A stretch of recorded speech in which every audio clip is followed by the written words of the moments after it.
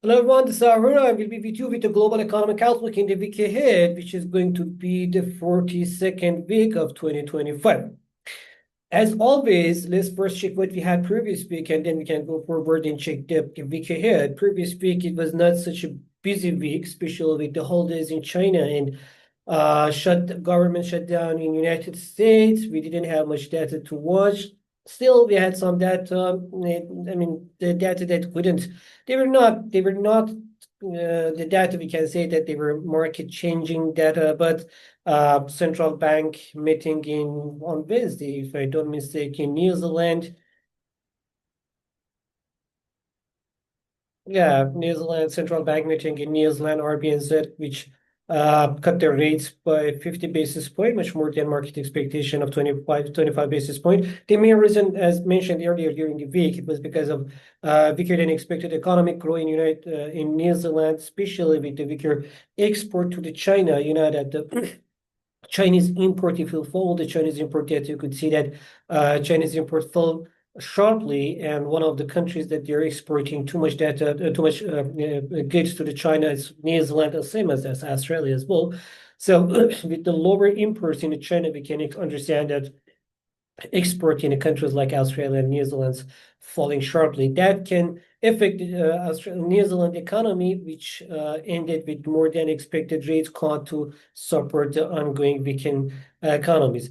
In Japan, finally, we had a new prime minister with the new president. Sorry. No, the prime minister, sorry, Miss Takishi or Takaichi.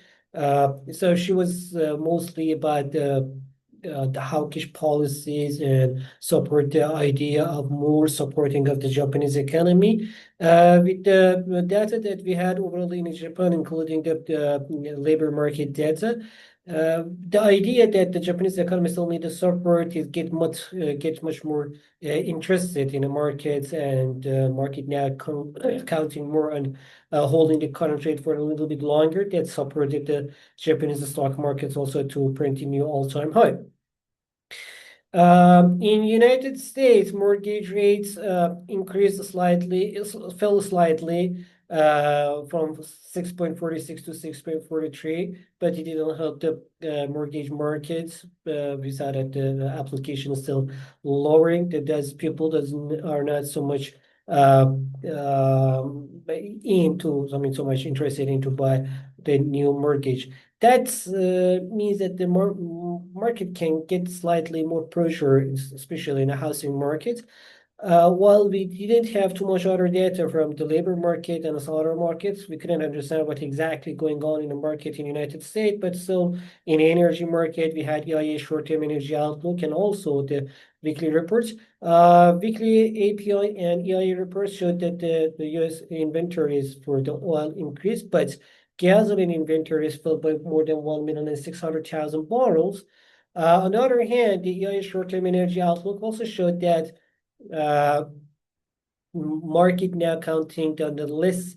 In the previous report, what we could see in AI short-term energy outlook, it was that they are waiting. I mean, the market was expecting about $4 per price for the gas, but with the inventories that we had, with the higher inventories that we had during these 2 weeks, last 2 weeks, now the market expecting slightly less price high or less price for gas, around less than $4 for this year, and maybe around between 38 cents, $3.80 and $4 with the higher inventories that you're expecting. At the last day of the market, when the Chinese holidays just ended, the market got another shot from Mr. Trump, mentioning about the new tariffs against the Chinese product that caused the market shortfall at the just like last hours of trading day on Friday. We have to wait and see what's going on Monday and how these two economies, going to react to each other against these new tariffs.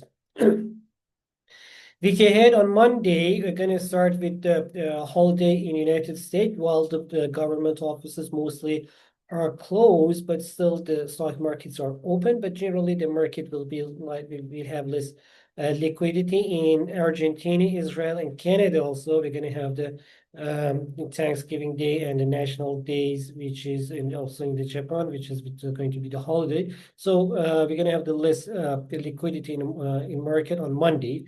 Be careful about that. Monday it's gonna be the Chinese day where we're gonna have the import, export, and trade data from China.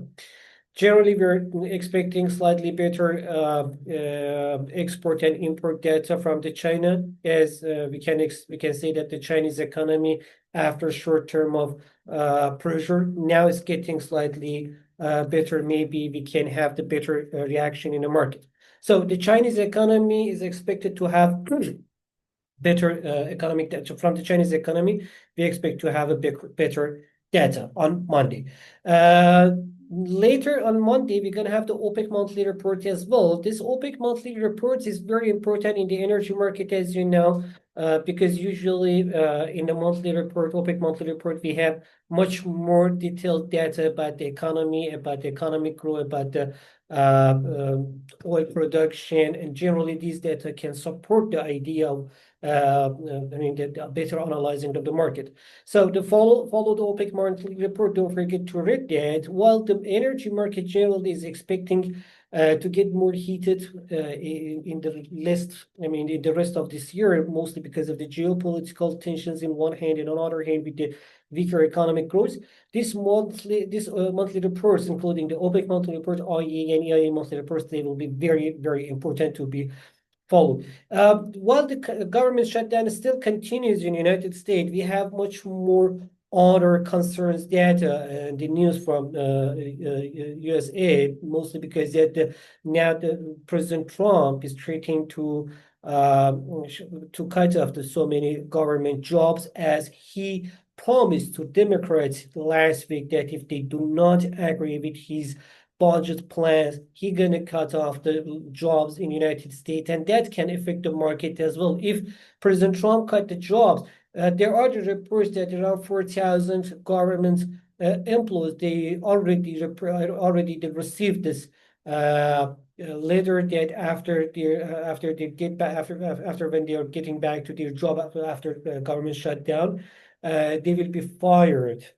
So let's see, and let's wait and see. But these data and these reactions in the market also can increase the market risk in the United States as well. We should follow these data as well. On Tuesday, it's going to be the Australian day, where Australian Central Bank going to have the interest rates monetary RBA meeting. Reserve Bank of Australia meeting minutes. Now we're gonna have the meeting minutes, but the reserve, we're gonna have the meeting minutes in Australia. Sorry, the minutes of the meeting of 2 weeks ago. But we will have too many other data from Australia. Somehow it is Australia and British day. Business confidence will be very important in Australia after the current data, which they are showing that the Australian economy is moving much weaker. Moving forward much weaker and slower compared with 2-3 months ago. That can support the idea of another rate cut in Australia, as the Central Bank of New Zealand also cut the rates. Australian Central Bank also will continue to cut the rates if the data they miss the expectations. In United Kingdom, we're going to have the labor market data, which is very important. We will have two important data in the week ahead from United Kingdom. One of them is this labor market data, another one is the GDP. We will talk about that.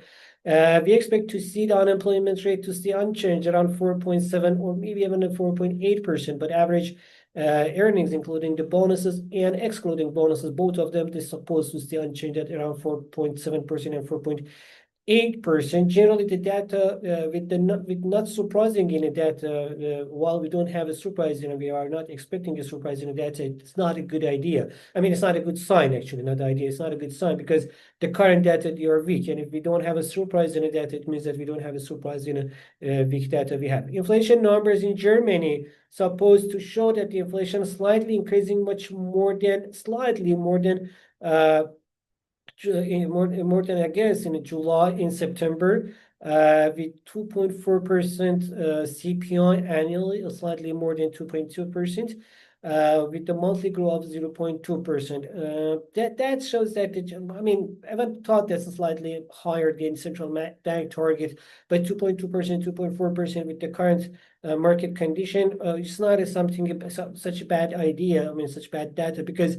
As mentioned earlier several times, I mentioned about that the weaker inflation in European countries is mostly because of the lower demand. And if you see that the inflation is slightly increasing, it can even be some good news that it means that finally the people and the consumers started spending money and that can support the inflation. So especially with 2.2%, 2.4% is not a number that we can be worried about. Again, we're going to have the IEA report as well, same as mentioned as for OPEC report.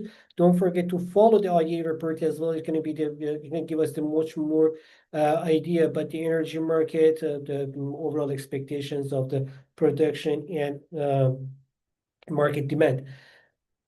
Chinese data also will be very important on Tuesday, very beginning of Tuesday or Wednesday, during the week generally, the Tuesday and Wednesday generally, the Chinese data will be very, very important because especially the loan, I mean, the economic data which they are showing that the Chinese loan numbers on Tuesday, the loans in China, the new loans and outstanding loans. The Chinese central bank and the government recently they are supporting the idea of lowering the reserve ratio requirement RRR to support the more loans and by this way to support the economies and the businesses. So with this data, we can understand how the businesses are positive about the economic growth, how they are thinking about the economic growth, and if they get the more loans, it means that you're positive about the economy and economic growth and expectations, which can support the idea of better economic, outlooks. Generally, we expect to see slightly better than expected and compared with the previous month, better data in China compared with the previous month, not just in loans, but generally in economic data that we are expecting to see. Inflation numbers will be from different economies. And again, on Wednesday, we're going to have the inflation numbers from China as well, where again, same as the trade data, same as labor market data, we are expecting to see same as the loan numbers. We expect to see slightly better inflation growth as well. We expect to see the Chinese inflation to slightly increase by 0.2% on a monthly base, better than flat number that we had previous month, and annually it will probably fall by 0.1%, much better than 0.4% fall that we had previous month. Producer price index also, which fell by 2.9% previous month, in September is expected to fall by 2.3%, which is again somehow can be the positive number for the Chinese economy.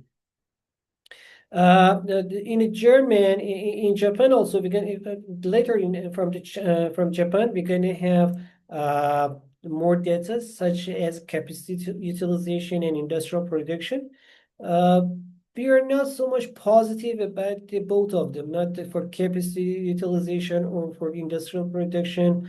Probably the Japanese data during this week can be, unlike the Chinese positive, unlike the positive idea that we are, positive expectations that we have from the China, but the Japanese data were not too much positive during the week. And it can probably support the idea of holding the current rate and not increasing the rates so fastly and rapidly.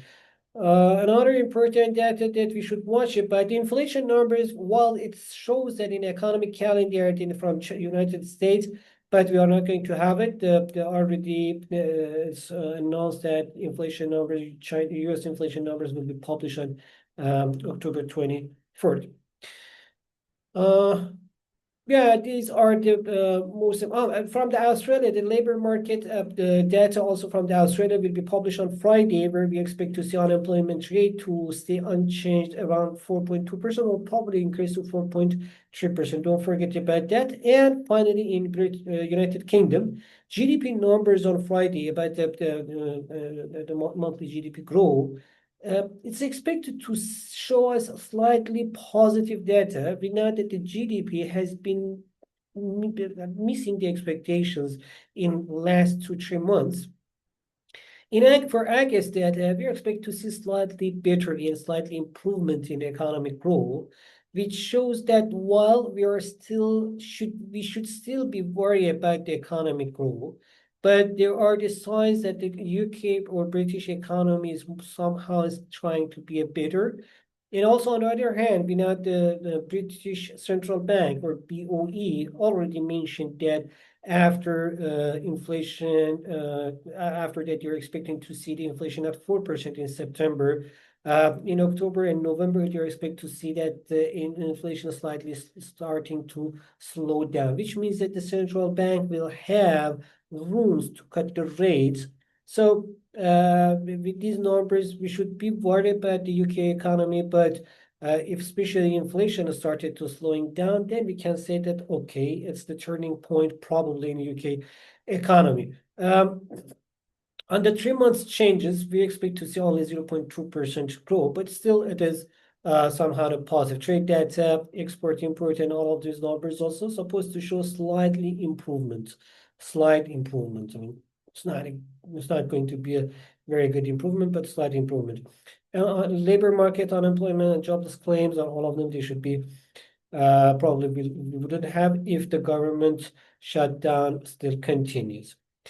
Yeah, this is the most important data we're gonna have from the economic calendar in the week ahead. Everything is depend. I mean, from U.S. economy, all of them it's depend on the government shutdown fate. Will that continue or not? That's very important to understand. If the government shutdowns ends, then probably we can have some more data to watch. Otherwise, the data will be very limited, and the market react to the guessing data and speeches that we're gonna have during the week. We're gonna have too many speeches as well from the central banks, especially United States Federal Reserve central banks. We're gonna have too many speeches. We should follow them while we don't have any other economic data to follow.